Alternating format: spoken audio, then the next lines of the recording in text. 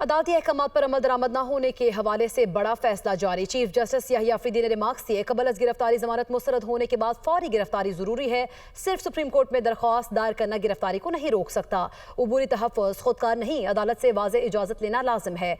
Chief justice Yahya Afridi का तहरीर करदा 4 सफ़ात का फैसला जारी। मुलजिम जाहिद खान और दीगर की जमानत लाहौर हाई कोर्ट से मुस्तरद हुई। तहम जमानत मुस्तरद होने के बाद भी 6 माह तक पुलिस ने गिरफ्तारी के लिए कोई अमली कदम नहीं उठाया। अदालती अहकामात पर फौरी अमल दरामद इंसाफ की बुनियाद है। IG पंजाब ने गफलत का एतराफ़ करते हुए अदालती अहकामात पर अमल दरामद का सर्कुलर जारी करने की यकीन दहानी कराई।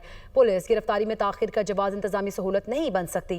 गैर कानूनी ताख़ीर से निज़ाम इंसाफ और अवाम का एतमाद मजरूह होता है। दरख्वास्त गुजार वकील की जानिब से दरख्वास्त वापस लेने पर निपटा दी गई। मुलजिम जाहिद खान और दीगर की जमानत लाहौर हाई कोर्ट से मुस्तरद हुई।